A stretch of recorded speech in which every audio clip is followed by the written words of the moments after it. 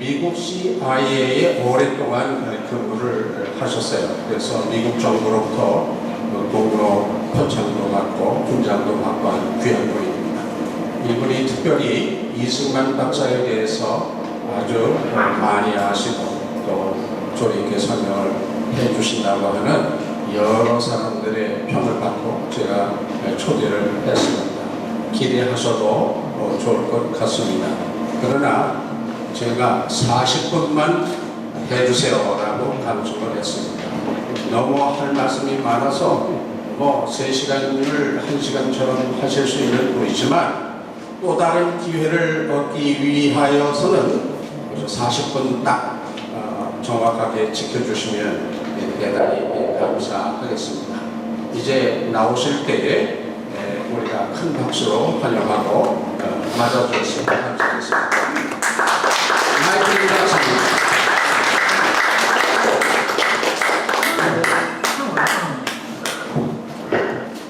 반갑습니다. 안녕하세요.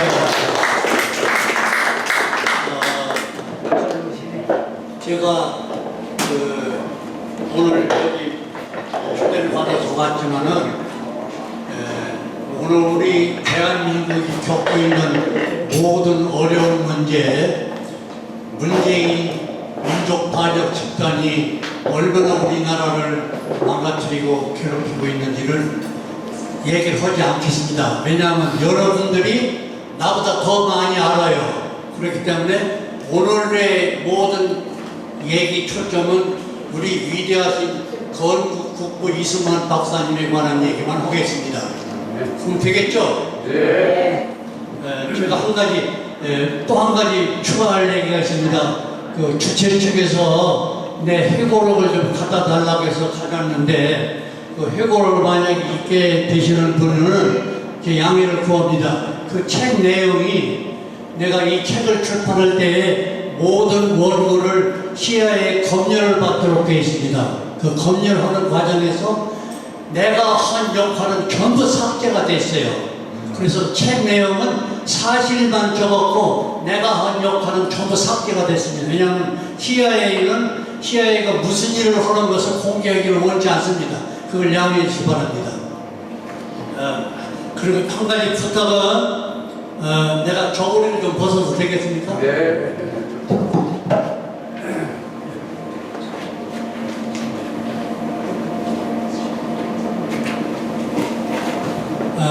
저는 자신에 대한 간단한 소개를 하겠습니다. 나는 충청남도 부여에서 낳고 자랐고 내가 부여에서 농촌에서 농사를 짓던 농사꾼인데 똥장꾼을 지고 농사를 짓던 형편없는 촌놈입니다. 별 볼 일 없어요. 그걸 큰 기대를 하지 마세요. 그런데 내가 한 가지는 마음 놓고 자랑할 게 있습니다. 어떻게 해서 그런지는 모르지만은 내가 25살 때에 국군의 군복무를 마치는 즉시에 미국 정부가 나를 어떻게 알고 발탁해서 25살부터 미국 연방정부의 공무원이 됐습니다. 첫 16년은 DIA 국방정보국에서 일했고 나머지 24년은 CIA에서 일을 했는데 내가 한 가지 자랑할 것 하나도 없어요. 형편없는 촌놈이야. 한 가지 자랑할 것은 장장 40년간 월급은 미국 정부에서 받고 내가 한 일은 일사불란하게 대한민국의 안보를 다루는 일을 했습니다. 박수 쳐요. 내가 앞으로 가는 도중에 여러분이 박수를 많이 칠 텐데 저 사람 말 잘해. 그래서 박수 치라는 얘기가 아니에요. 우리 거룩한 위대하신 이승만 박사의 업적과 그분이 피눈물 나는 독립투쟁, 애국투쟁이 있을 때는 여러분이 박수를 쳐야 됩니다. 그래야 이 박수 존경하는 게 되죠? 네. 내가 이제 얘기를 시작하겠습니다. 여러분이 런던에 많이 다녀오셨죠? 런던에 가보면은 테임스강 양쪽에 보도와 이런 데 수많은 관광객들이 왔다 갔다 합니다. 그런데 거기에 어떤 허름한 바이올린을 가지고 노인 한 분이 바이올린을 키는데 모자를 벗어놓고 지나가는 사람들이 본청만 쳐고 그래서 동전 몇 푼 던져주고 지나가요.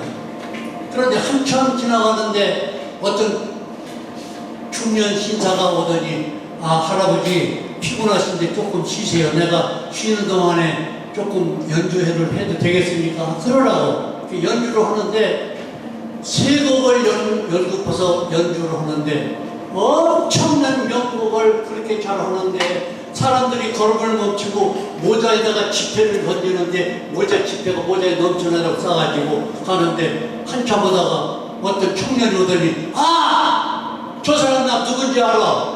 누구야 이렇게? 파가니니야 파가니니. 이태리의 세계적으로 유명한 바이올리니스트 파가니니야. 그러니까 막 사람들이 몰려가지고 막 지폐를 모자에다 던는 거예요.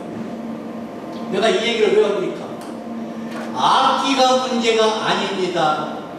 피아노가 아무리 좋아도 문제가 아닙니다. 그 연주자가 누구냐가 문제입니다. 국가의 운명도 어떤 지도자가 있느냐에 따라서 국가의 운명이 좌우됩니다. 연주자.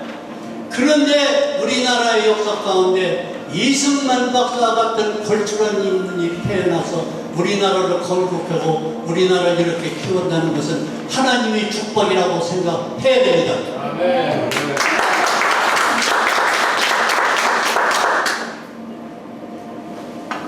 이승만 박사에 대한 얘기가 많지만은 내가 이승만 박사에 하는 얘기 오늘 뭐 제한된 시간에 다 할 수 없어서 구체적인 얘기를 글로 써서 한 10여 페이지 있는데 회장님에게 들으시니까 필요한 분은 거기서 복사해서 넣어놔서 보세요. 더 많은 얘기가 실려 있습니다. 이승만 박사에 관한 얘기가 많지만은 한 가지를 줄여서 얘기했습니다. 세브란스 병원을 설립한 에비슨 박사가 있어요. 에비슨 박사가 세브란스 병원을 설립했는데 이 박사를 말할 때 뭐라고 했냐면이 내가 관찰한 바에 의하면은 미국의 조지 워싱턴 대통령과 토마스 제퍼슨 대통령과 아브라함 링컨 대통령 세 사람을 합쳐도 이 박사가 더 훌륭한 대통령이라고 칭찬을 했습니다. 맞습니까? 틀립니까? 이런 대통령을 모시고 우리나라가 건국이 됐는데 우리나라 국민이 얼마나 멍청하고 미련하고 역대 정부가 얼마나 멍청하고 미련한지 이런 위대한 대통령, 우리 국부 대통령을 받들 줄을 모르고 이승만 박사를 죽이고 북한의 기민성을 찬양하는 세력이 난무해도 그거 하나 제압하는 정부가 지금까지 없었다 이겁니다. 이것을 우리가 깨닫고 오늘 여기 모인 여러분들은 우리가 무엇을 깨달아야 되느냐, 어떤 문제를 각성해야 되느냐. 모든 문제, 우리나라가 지금까지 현재 겪어오고 있는 모든 국난과 어려움의 근원이 어디냐. 이 박사의 업적을 제대로 인정하지 않은 데서 왔습니다. 그 신뢰를 들어야 됩니까? 우리나라가 독립이 되고 대한민국이 건국이 된 것은 상해 임시정부의 결실입니까? 이 박사의 대미 활동의 결실입니까? 후자죠. 미국이 태평양 전쟁에서 승리하기 때문에 우리나라가 독립을 했고 우리나라가 이 박사가 건국해서 이렇게 잘 사고 훌륭한 나라가 됐는데 세상에 이 박사의 공적은 다 죽이고 지금도 북한의 기밀성을 찬양하는 세력이 우리나라에서 판을 치고 있는 거예요. 이것을 우리가 고쳐야 됩니다. 첫 단추가 잘못되어 있습니다.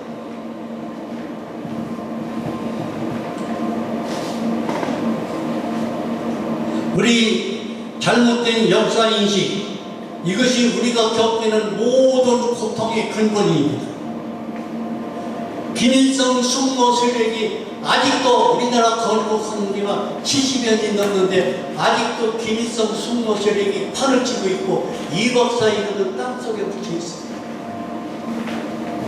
45년 8월 15일 광복절을 끝까지 지키는데 48년 8월 15일 대한민국 건국 기념일을 우리나라 역대 정부가 기념한 일이 한 건도 없습니다.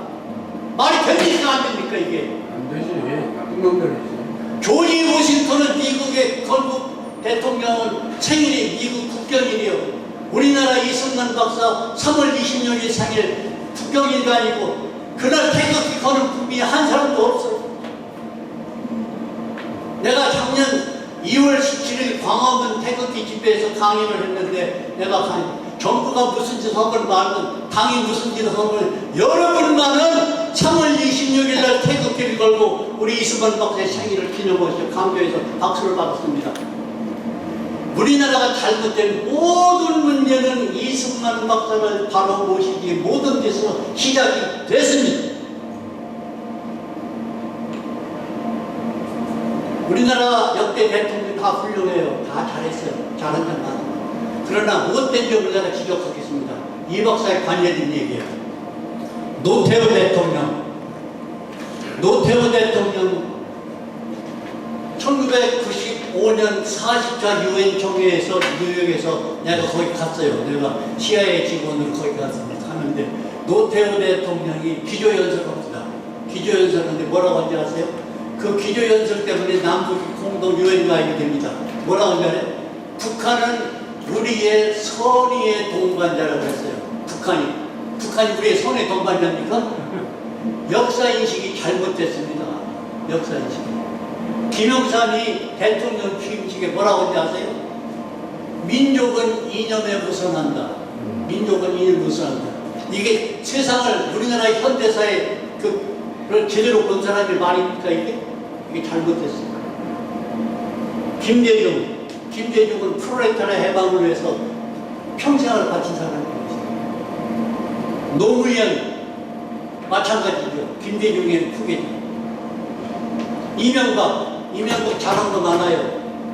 청계천도 잘했고 여러 가지 잘했는데 이명박이 뭐라고 하는지 우리를 잡아먹으려고 응을거리는 북한의 어민이 있는데 중도 실용 정책을 하겠다. 중도 실용 정책.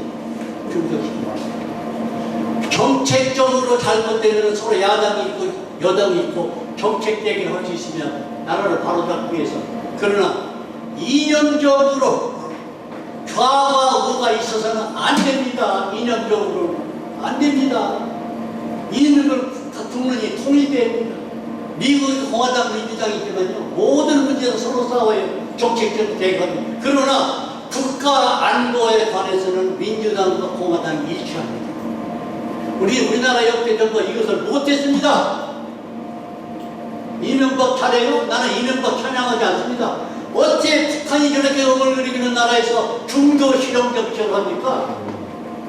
그래서 우리는 이 모든 문제를 깨달아서 바로 잡아야 하는데 그런 세력이 개인을 모사하고 학자들도 없고 대학 교수나 모든 법학자들, 정치인들, 국회의원들 하나도 제대로 한 사람이 없어요.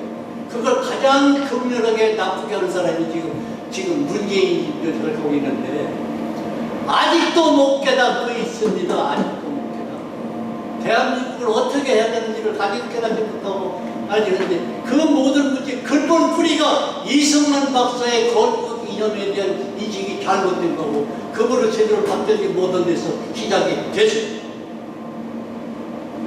내가 머리가 나빠서 내가 그 메모를 해가지고 왔어요. 그 보고서 해야 되냐면 40분 제한되기 때문에 내가 무슨 말을 해야 할지 내가 골라서 해야 되거든요. 메모를 해가지고 내가 보고서 합니다. 내가 머리가 늙으니까 그렇게 좀 둔해졌어요. 내 나이를 부르면 88세인데 사람들이 나이 부르면 88세라고 하고서 아직은 88 해야 됩니다.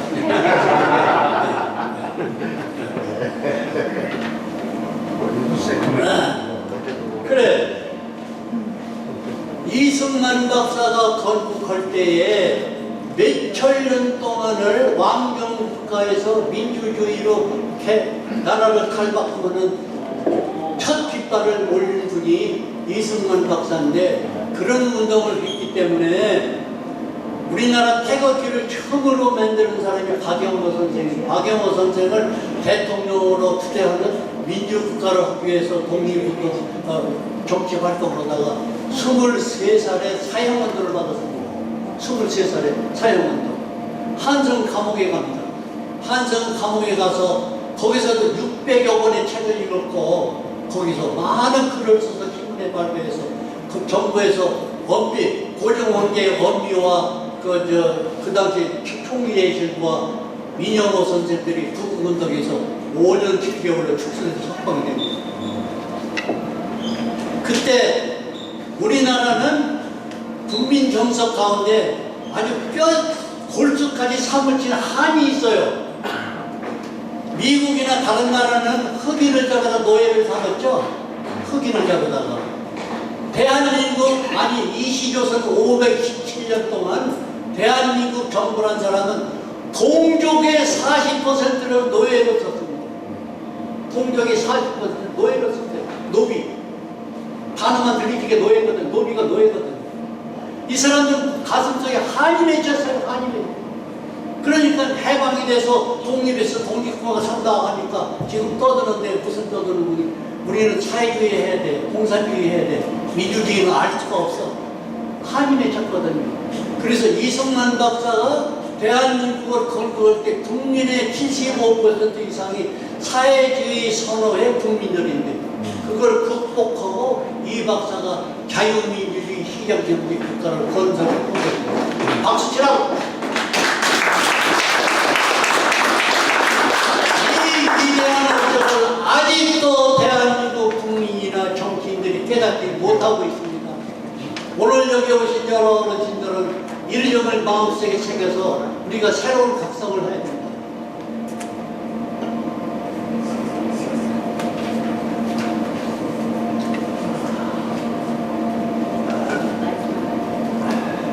대한민국이 독립한 거요.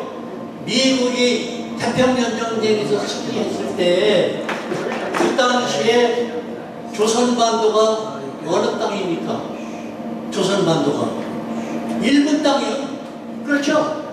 해방되던 8월 15일 현재로 조선반도는 일본 땅이라고. 그럼 미국 정부가 조선반도를 일본 땅으로 취급해가지고 나왔으면 우리는 아직도 우리나라의 우리 조국을 영원히 상실한 상태에서 살았을 거예요. 그러나 어떻게 해서 독립했느냐? 여러분 그 이유를 알아야 돼요. 43년 11월 27일 날 카이로 선언 때문에 카이로 선언은 만약에 일본이 항복하면은 조선반도는 독립을 지키겠다는 공언을 미국이 하게 됩니다. 그 공언하기까지 이 박사의 공로가 얼마나 큰지 아십니까? 이 박사. 그 당시에 루스벨트 대통령의 비서실장이 이승만 박사가 엮고는 친구예요. 계속 노력을 해서 그 여파로 그 영향력을 받은 루스벨트 대통령이 우리가 승리하면은 조선반도는 일본에서 내서 독립을 시키는 그래서 대한민국의 탄생은 뿌리가 거기서부터 시작됐는데 그 공로를 누가 했습니까? 우리 이승만 박사가 했습니다. 이승만 박사. 카이로 선언의 주역은 이승만 박사입니다. 카이로 선언 덕분에 대한민국이 독립이 됩니다. 또 한 가지 내가 할 얘기가 너무 많지만 내가 요약해서 줄여서 하고 있어야 돼요.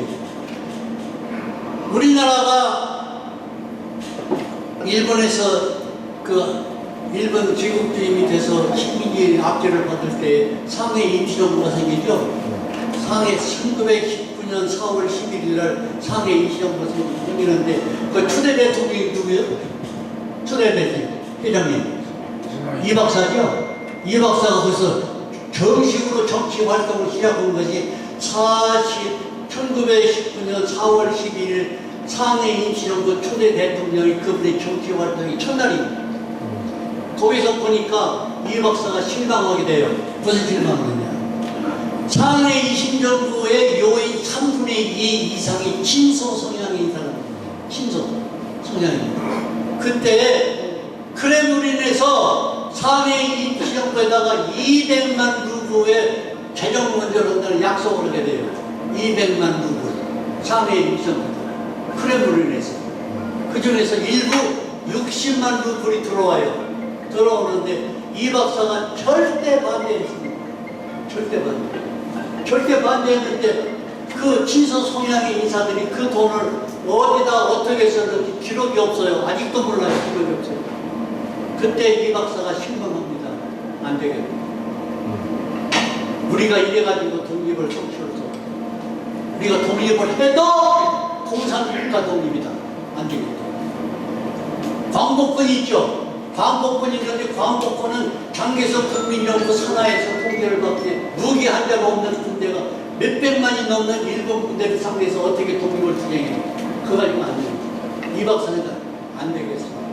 독립투쟁도 확인을 해야 돼. 안 하면 안 되지. 우리 민족이 가만히 있을 수는 없잖아요. 뭔가 해야 돼. 그거 부정하지 않습니다. 상해 이부정의 독립투쟁을 내가 찬양하고 박수를 칩니다. 그러나 대한민국의 건국에는 무능합니다. 거기서 보니까 내가 이래서는 안 되겠다. 나는 상해를 떠난다. 어떠냐? 강력한 강대국의 영향권 밑에 들어가야 되겠다. 그래서 보니까 나는 미국에 가야 돼.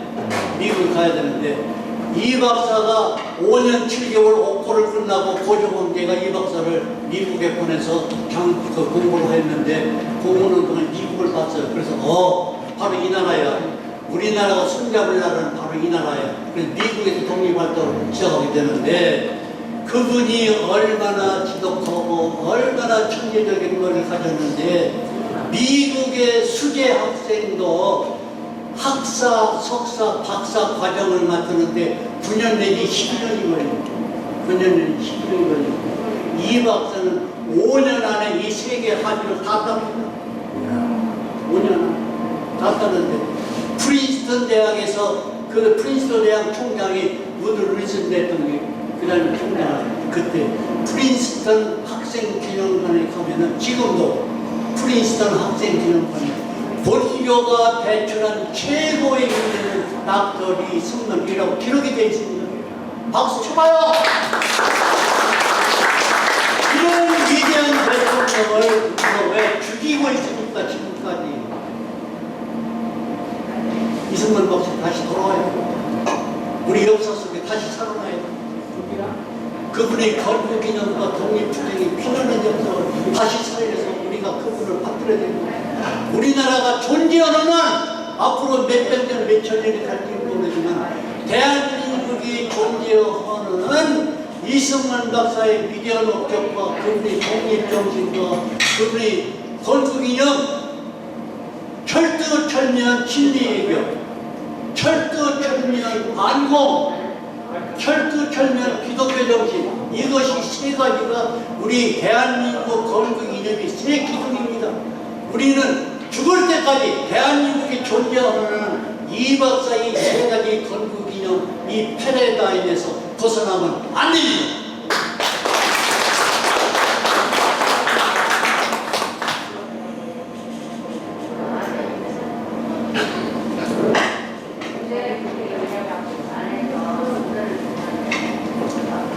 이 박사님이 얼마나 선견지명이 있는 분이니 소련의 공산주의 종주국이 소련이죠.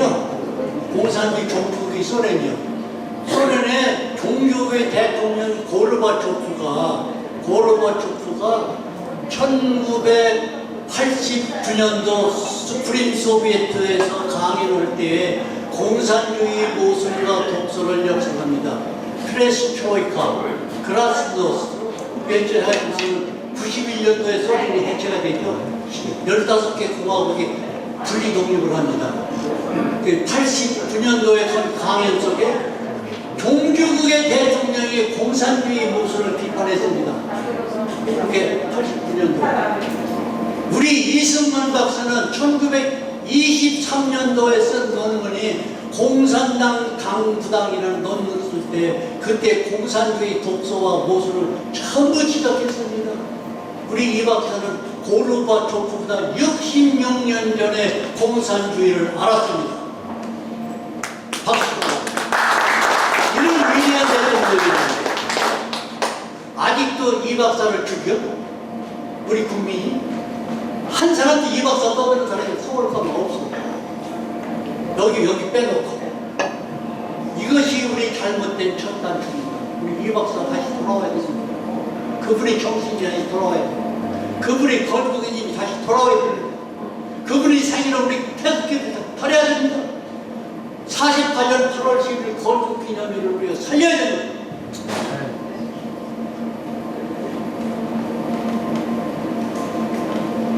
그리고 남북 분단 있죠. 남북 분단. 남북 분단은 우리 민족의 뜻에 대해서는 아닙니다. 역사의 시행착오예요. 예. 그 미국의 세 가지 시행착오가 있습니다. 시행착오.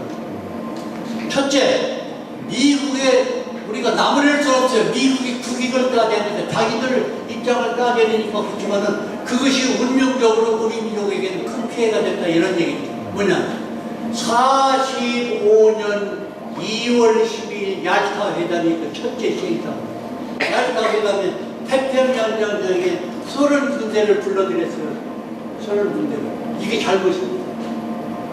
현재 루스벨트 대통령이 너무 힘들고 미군의 희생이 너무 크니까 가까운 소련 군대를 참전해달라고 초청에 반대를 했거든요. 반대는 8월 6일 날 나가사키, 그다음에 한번 나가사키 히로시마 원자 폭탄이 터지니까 일본이 항복을 거의 확실히 되니까 8월 8일 날 대일 선전복을 해요. 선전복을 해가지고 일주일 참전하고 유엔군 행세를 하는데요. 연합군 행세를 하는 거예요. 연합군 행세. 야채스럽죠? 그래가지고서 한 분이 얄타 회담의 약속이 우리 일본이 항복하면은 미군과 소련군은 지상군 최전방에서 반격을 걷고 일본군 부장 해제를 하자는 약속이 됐거든요. 그러면 8.15 일본 홍제가 항복을 했을 때에 미군의 지상군 최전방이 오키나와예요. 일본 영토는 전 미국 관할구역이 됩니다. 소련군은 청진까지 와 있으니까 한반도는 제주도까지 소련군 관할구역이 돼요. 무장해제. 그러면은 나중에 무장해제 끝난 다음에 우리나라 단일 독립국가로 성장이 돼야 되는데 협상이 돼야 되는데 소련의 야욕을 미국 정부도 잘 모르고 이게 시행착오의 첫 번째입니다. 소련의 야욕. 이걸 깨달은 사람이 두 사람이 있었습니다. 두 사람이. 미 육군의 작전국의 정책과라는 게 있어요. 작전국의 정책과에 과장이 찰스 본스틸 대령이에요. 그분은 나중에 별내기 달고 8군 사령관 한 적이 있어요. 문화장 없던 대장 기억나세요? 본스틸 대령. 그분이 옛날에 우리나라가 해방됐을 때에 작전국 정책과 과장이 있습니다. 찰스 본스틸 대령. 딘 러스크 중령. 그분은 그 아이젠하워 대통령, 아니요, 케네디 대통령 때 국무장관을 여기 딘 러스크. 찰스 대령, 본스틸 대령하고 딘 러스크 중령이 안 되겠습니다. 이거 아주 큰일 났습니다. 만약에 제주도까지 소련군이 우리 일본군 부장이 해제하게 되면 한반도는 소련 위성국이 됩니다. 우리가 이러려고 태평양 전쟁이 있습니까? 우리가 축쳐서 개를 줘야 됩니까? 우리 국민이 얼마나 희생하고 진주만 북경에서 몇천 명이 죽고 태평양에서 37만 명이 우리 경력이 죽었는데 우리가 한반도를 소련에 넘기려고 이 전쟁을 했습니까? 안 됩니다! NO! 한반도 지도를 가지고 백악관에 국무회의에 들어가서 안 됩니다. 그래가지고 대통령이 야 네가 일개 대령이 여기 어디라고 나타나 장군도 쫄병인데 대령이 나타나 그러니까 무슨 소리가 급하니까 그러면 무슨 얘기야 그러니까 만약에 소련군이 한반도를 전부 점령하게 되면 한반도는 공산국가가 됩니다. 안 됩니다. 그럼 어떻게 해요? 소련이 더 이상 내려오면 안 되겠습니다. 그 청진까지 온 군대를 어떻게 하겠습니까? 그때 그것이 38도 소련입니다. 더 이상 못 내려옵니다. 이게 하나님의 역사입니다. 대한민국이 남쪽의 반쪽 조각이라도 그나마라도 그렇게 살아나기 위한 하나님의 역사인데 이 하나님의 역사가 두 사람의 머릿속에서 작용을 했다 이겁니다. 미국 정부도 잘 모르고 두 번째 시행착오 50년 정월 에치슨 장관이 국무장관이 극동 방위선을 아라스카로 시작해서 일본하고 필리핀을 감사를 서로 딱 그러고 이것이 미국의 극동 방위선이다. 서로 에치슨 라인이에요. 에치슨 라인. 그때 김일성 옳거니 때가 왔어. 미국은 하는 것에 관심 없어. 우리가 이때 적파통일을 6.25 남침을 6.25 전쟁을 일으킵니다. 그때 미국이 도와줘야 할 다른 나라에 16나라가 있었는데 한국은 프라이어리티 13번째 관심입니다. 48년도에까지 미국이 산파 역할에서 대한민국이 탄생이 되고 49년도 6월 30일 날 군사고문단이 얼마만 내기로 다 철수합니다. 그런 상황에서 에치셀란이 선포가 되니까 김일성 이런 모택동과 스탈린을 보살마가지고 6.25 전쟁을 일으키게 됩니다. 이것이 미국이 시행착오의 두 번째. 세 번째, 6.25 전쟁이 터졌는데도 이승만 박사는 끝까지 추전을 반대했습니다. 추전을 반대했습니다. 51년도에 적진에서 휴전이 제안이 들어왔는데도 그것이 타결해지고 장장 2년을 끌어서 53년 7월 27일까지 가는데 그 이 박사가 반대했습니다. 그때 북진 통일을 끝까지 시작했는데 미국이 심지어는 이 박사를 제거하려고 공략을 했습니다. 이렇게 공략을 했는데도 이 박사는 끝까지 버티고 반대했습니다. 이것이 휴전을 그때 성사시킨 미국의 정책이 시행착오의 세 번째 미스테이크. 우리나라 국민이 거기에서 선의의 악이건 자아간 역사의 아이러니예요. 거기 때문에 우리나라가 분단국가가 돼가지고 고생을 했는데 이 박사가 미국의 코를 꺾을 수가 없어요. 너무 강국이기 때문에. 그런데 이 박사가 무슨 일을 했어요? 엄청난 일을 합니다. 반공포로 석방을 합니다. 반공포로 석방. 반공포로 석방을 하는데 그때 반공포로 석방이 되면 휴전 협상에 아주 불리하게 돼요. 유엔 규칙이 불리하게 돼요. 그럼에도 불구하고 이 박사가 반공포로 석방하는데 무슨 일이 있었나요? 헌병사령관 원영덕이를 불러서 뭐라? 원장님, 왜요? 지금부터 내가 하는 일을 잘 들어. 포로 석방을 해야 되겠다. 어떻게 해요? 양쪽 주머니에 고춧가루를 넣고 가라. 고춧가루를 넣고 가서 포로 수용소가 거짓도로 있는 게 아니라 전국 여러 군데 있습니다. 유엔군과 미군이 경비병들이 이제 팔바가지를 쓰고 권총을 차고 총을 내고 또 감시하는데 접근하는 거예요. 접근할 때 아군이니까 국군이니까 아군이잖아요. 에이 굿모닝 하와이유 접근할 수 있죠. 1m까지도 접근할 수 있어요. 하와이 같은 국군이니까 쫓길 힘이 없잖아요. 하이 하와이유 가자. 고춧가루를 쫙 뿌려요. 그래 저기서 있을 때 그 무기를 다 뺏은 다음에 포로 성소의 열대를 열고 26,000명이 포로가 석방이 됩니다. 탈출합니다. 그래 이제 미국과 천명국이 난리가 난 거예요. 난리가 났어. 이걸 어떻게 하면 좋겠어? 이 박사 저 늙은 고집센 늙은 저걸 어떻게 하면 좋겠냐? 난리가 났는데 이 사건이 벌어지는 그 다음 날 이 박사가 성명서를 발표합니다. 전 세계에 성명서를 발표합니다. 우리는 공산주의가 싫어서 지금 전쟁을 하고 있습니다. 이 전쟁에서 많은 젊은이들이 목숨을 바치고 있습니다. 이런 과정에서 공산주의가 싫다고 발버둥 치는 포로를 공산주의 국가로 다시 돌려보내요. 이것이 사람이 할 수 있는 일이 아니야. 나는 우리 국민을 사랑하는 대통령으로서 이번 포로 석방은 지극히 당연한 처사라고 생각한다. 성명을 합니다. 그때 하나님이 또 잘해가십니다. 미국에 있는 개신교 교회가 전부 100% 미국에 있는 개신교회가 이 박사의 포로 석방을 찬양하고 지지하는 성명을 발표합니다. 그런데 아이디나가 대통령이 당황하고 내 입장이 아주 우습게 됐다. 내 입장이 아주 우습게 됐다.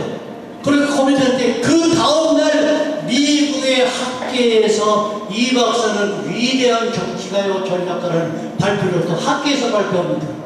발표하니까 아이젠하워 대통령인데 큰일 났다. 이걸 어떻게 수습하면 좋겠는가. 그때 이 박사가 제안하기를 만약에 휴전이 하게 되면은 우리나라를 다시는 공산당이 짓밟을 수 있는 그걸 막을 수 있는 제도적 장치가 없으면 안 된다. 그게 뭐냐? 한미 상호 방위 조약이 있어야 된다. 그리고 그뿐 아니야. 만약에 휴전이 결정되면은 한국의 미군이 주둔해야 되고 한반도 주변에 많은 미군 기지가 있어서 공산 침략을 제어할 수 있는 세력을 구축하고 전쟁 이후에 폐허된 우리나라를 복구해서 미국의 경제 원정을 다 감당해라. 이것이 전제 조건인데 얼마나 급했으면은 7월 27일 날 휴전이 됐는데 10월 1일이면 한 달인가 조금 지나서 휴전협정이 사인이 됩니다. 변호태 외무부 장관이 와싱턴에 가서 휴전협정, 한미 상호 방위조약에 사인을 합니다. 이게 역사적인 사건이에요. 박수 쳐! 이 휴전협정이 얼마나 위대한 협정인가 아십니까? 오늘날까지 대한민국이 존재하면 대한민국이 발전하고 세계를 호령할 만한 경제강국이 되는 역사가 여기서부터 시작됩니다. 상호 방위 조약 그늘 밑에서 북한에서 그렇게 희가짐을 받으면서도 우리는 경제 건설을 했고 민주주의를 키웠습니다. 일본 7개 기지가 있어요. 미국 기지. 그 기지는 일본과 아무 관계가 없어요. 한국에 있는 주한미군의 후방기지 역할을 합니다. 그럼에도 불구하고 일본은 우리나라보다도 더 5배가 넘는 방위비 분담금을 미국에 지불하고 있습니다. 이 엄청난 사건을 누가 했습니까? 우리 이 박사가 했습니다. 이 박사가 지금까지 미국 그 여정에 벗어나지 못합니다. 여기 목사님들이 많이 오시고 하시는 목사님들이 오셨는데 나는 목사가 아니니까 성경이 잘 몰라요. 들은 얘기만 합니다. 구약 성경에 이런 말이 있답니다. 이스라엘 민족이 선민인데 하나님의 축복을 받고 그렇게 하나님의 도움을 받으면서 얼마나 못된 짓을 많이 했습니까? 우상 숭배에다가 하나님을 배반하기 때문에 하나님이 아주 실망하고 환멸을 느낄 정도로 하나님이 그런 적을 그래도 이런 말 했답니다. 하나님 구약 성경에 그런 말이 있대. 난 몰라요. 너희들이 그렇지만은 내가 다윗을 생각해서 용서하며 앞으로는 그러지 말고 잘해라. 내가 강의할 때마다 주장합니다. 대한민국에서 빨갱이들이 저렇게 설치고 문재인이가 설치고 김대중이가 설치고 어중쩡한 사람들이 정치를 참여해서 시끄럽게 만들어도 미국 사람, 미국 정부는 이렇게 생각한답니다. 이승만을 생각해서 내가 용서하면 앞으로 잘해라. 이승만이가 40년간 미국에서 인맥을 키우고 미국 정부의 영향을 행사하는 것이 우리나라가 생기고 우리나라가 잘 된 모든 시작의 초대 초석입니다. 초석. 박정희 대통령이 우리나라 경제 건설에 따라 우리나라를 그만큼 크게 강국을 만들었죠. 그 박정희 대통령을 찬양하는데 우리 민족이 찬양하지 않고 독재자라고 비하하죠. 그런데 여러분이 칭찬을 받을 때 누구 칭찬을 받는 게 제일 좋아요? 칭찬을 받는 게. 칭찬을 제일 좋은 게 많은 사람들이 받는 게 더 좋답니다. 그 중에서 더 좋은 것은 자식들한테 칭찬을 받는 게 더 좋답니다. 그보다 더 좋은 칭찬은 자기 마누라한테 받는 칭찬이 제일 좋답니다. 그보다 더 좋은 칭찬이 있어요. 적이 나를 칭찬할 때 최고 좋답니다. 적이 나를 칭찬합니다. 우리 박정희 대통령은 적국인 모택동인 정신평이와 이광열이나 소련의 푸틴 같은 사람이 우리 박정희 대통령을 얼마나 칭찬한지 아십니까? 그런데 우리나라 국민은 박정희 대통령 독재자라고 죽이고 있어요. 왜 우리나라 국민이 이렇게 멍청합니까? 왜 이렇게 멍청합니까?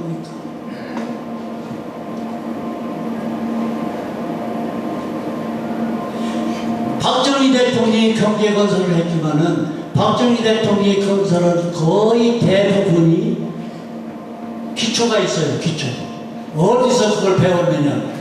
이승만 박사가 1999년 만 24살 때 쓴 논문이 대한민국의 경제에 대해서 논문을 때 그 경제의 기초에서 박정희 대통령이 실행한 거예요. 거기 뭐 고속도로 건설과 수출 주도 산업, 그 여러 가지 저는 시간이 다 얘기 못해 많은 얘기를 경제에 관한 논문을 썼는데 그게 기초서 그 기초에서 그 이론을 실천한 분이 박정희 대통령.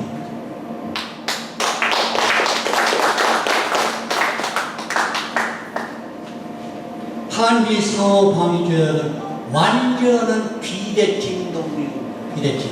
세계 최 강국인 미국하고 세계 밑바닥 가는 대한민국이 어떻게 그런 동맹이 맺어집니까? 거기다가 단어도 멋있는 상호. 똑같은 입장이라 얘기해요. 상호.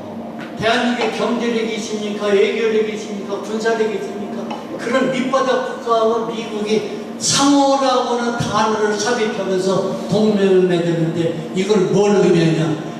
이승만이라는 인간이 개인의 카리스마와 비중이 미국의 그 거대한 국력과 동등한 역할을 했다는 얘기입니다.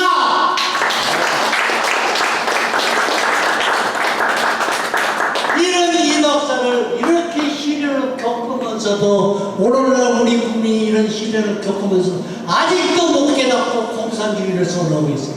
아직도. 참 한심한 얘기입니다. 한심.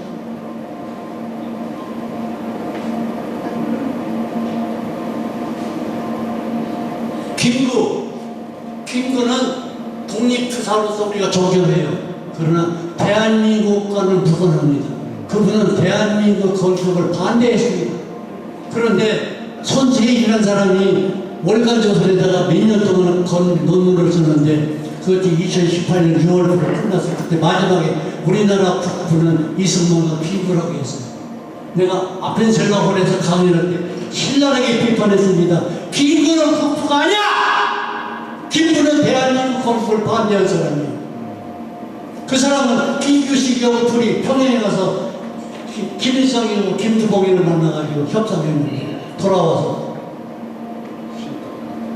유어만이라고 장개석 정보에 외교가 있는데 그분이 한국에 원커크가 생겼을 때 한국에 와서 김구를 만나가지고 이 박사의 대한민국 건국에 협조하라고 할 때 김구가 뭐라고 하냐면 나는 협조 안 한다.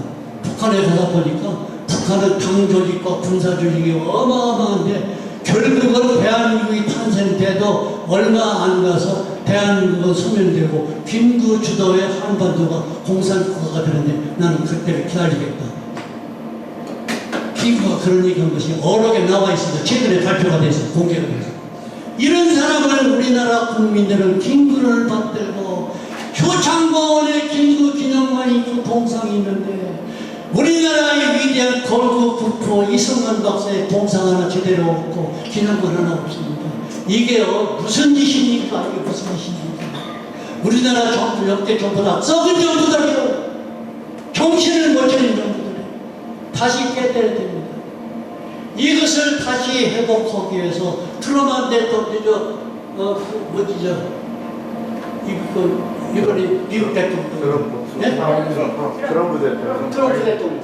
트럼프 대통령이 미국 건국 정신으로 돌아가자고는 그레이트 어웨이크닝 대각성의 시대를 주장하는데 이것을 주장하는 사람이 박근혜 대통령이었는데 이 박근혜 대통령이 싫어서 빨갱이들이 끌어내린 겁니다. 아직도 박근혜 대통령 석방과 박근혜 대통령 청와대 복귀를 주장하는 사람들이 있는데 주장하면서도 뭐라고 하는 거니 그걸 그거고 우리는 새 판을 짜겠다. 새로운 대통령을 뽑겠다. 윤석열이 또 누구? 홍준표? 누구야? 안철수? 황교안이? 이런 정신 나간 사람들.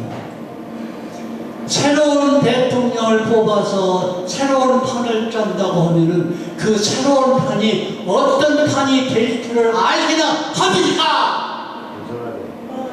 어떤 정부가 들어서 이렇게 알기나 하고서 그런 얘기를 합니까? 다 썩어빠진 인간. 박근혜 대통령이 1년 얼마 남지 않은 임기를 마저 채우면은 그분이 충분히 대한민국을 해볼 수 있는 능력이 있다고 나는 믿습니다. 남은 임기를 채우는 동안에 자기가 할 수 있는 일을 다 하고 자기와 똑같은 정신으로 대한민국을 지키고 육성을 지는 후계자를 그분 손에 맡겨야지 국민이 투표해서 뽑는 대통령 나는 절대 반대합니다. 지금 대한민국 그렇게 하고 있어요. 시간이 다 되는데 곧 끝난. 그런데 한 가지 아무리 시간이 지났는데 한 가지만 더 하고 끝났어요. 남북통일은 반대입니다. 남북통일 절대 반대입니다. 남북통일은 좌우합작 통일입니다. 좌우합작 통일은요 결국은 남한은 독살적 북한이 살아납니다. 이것을 반대한 것이 박근혜 대통령입니다. 그런데 나는 절대 남북통일 반대입니다. 우리나라 최고 상위법이 헌법이죠. 북한은 헌법보다 상위법이 또 있습니다. 노동당 규약입니다. 노동당 규약에 남조선 해방 적화 통일이 엄히 성문화되어 있는데 이런 북한하고 협상해서 통일을 해요? 말도 안 되는 얘기입니다. 내가 주장하는 건 남북 통일 절대 반대. 북한 해방 통일로 가야 합니다. 김일성 수의락을 완전히 청소 끝난 후에 북한에 있는 불쌍한 우리 동포들하고 손을 잡고 통일을 해야지. 북한의 정권과 북한의 당과 북한의 실세와 협상해서 이것이 분단관리 전략이에요. 지금까지 전부 분단관리 전략을 했습니다. 이걸 초월해서 통일로 가자고 주장한 사람이 박근혜가 최초입니다. 조금만 더 할게요. 몇 분만 더. 박근혜 재임 시기가 한미 관계가 가장 돈독한 시기입니다. 그때 미국과 한국 정부 약속이 있습니다. 무슨 약속이냐? 통일시켜주마. 통일을. 그리고 통일하면은 통일국가 역할이 있는데 통일국가는 아시아의 많은 공산국가들인데 이 사람들을 제압할 때는 헌병국가 역할을 하라. 헌병국가 역할을 하면 경제적으로 강국이 되지 않겠느냐. 그래서 박근혜 재임 시에 미국 정부가 국가 비밀이요. 공개가 안 된 얘기입니다. 나는 그 얘기가 알거든. 대한민국이 방위산업의 제1 수주국으로 만들어주는 근데 삼성이 시작했어요. 방위산업을 한국에 맡긴다. 그 작업을 삼성이 시작했습니다. 지금 이재용이 삼성 잡아먹으려고 하죠. 그 이유가 바로 거기에 있어요. 두 번째, 북한이 해방이 되고 통일이 되면 북한 지역에 공장을 지어서 세계 소비재 시장의 소비재 상품을 북한 공장에서 만들겠다. 중국은 저리 가라. 메이드 인 차이나 안 팔려. 북한에서 만드는 메이드 인 코리아의 소비재가 세계 시장을 석권하도록 만들어주는 이것이 박근혜하고 미국 정부 약속입니다. 또 한 가지, 두 가지만 얘기했습니다. 여러분 최근에 한국의 미사일 개발하는 문제 미국이 합의했다는 얘기 있고 최근에 우라늄 연료 핵발전소에 쓰는 우라늄 연료bom이죠. 연료범 조립 문제가 최근에 해결이 돼서 타협해서 그걸 제철하게 되면 사용후 연료범을 제철하면 플루토늄이 생산됩니다. 플루토늄이 생산되면 그걸로 원자를 핵무기도 만들 수 있고 산업 분야에 엄청나게 쓰는데 엄청난 돈이 나온 겁니다. 그래서 대한민국이 아주 부자나라 됩니다. 이것을 최근에 있다고 발표해줘? 믿지 마세요. 여러분에게 부탁합니다. 군사에 관한 정보, 정보에 관한 정보는 여러분 언론에서 하는 얘기를 믿지 마세요. 전혀 믿지 마세요. 그것은 정보가 필요할 때에 필요한 만큼은 발표하고 감출 걸 감추고 공표할 걸 공표하고 믿지 마세요. 내가 이런 얘기 2010년에 샤프 대장이 미국으로 돌아갑니다. 일을 마치고 그때 기자회견에서 이런 얘기 했어요. 현무 3씨 유도탄은 한국 독자, 미국에 상관없이 한국 독자적으로 개발한 유도탄인데 그 이름이 현무 3씨 유도탄인데 사정거리가 1,500km인데 경부전선 이미 실전 배치가 끝났습니다. 2009년도에 실전 배치가 끝났습니다.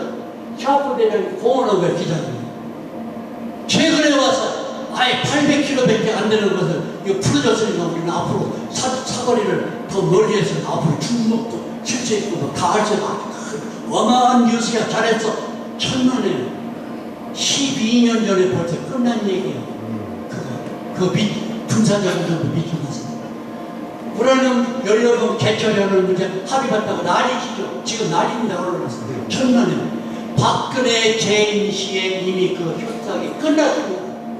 끝나서 나는 내 논문 가운데 박근혜 대통령의 치역이라는 논문 가운데 미국이 한국에다가 사용호 연료금 개철하는 문제를 승인하는 것을 내가 구체적으로 써서 벌써 발표가 됐습니다. 그것이 5년 전입니다.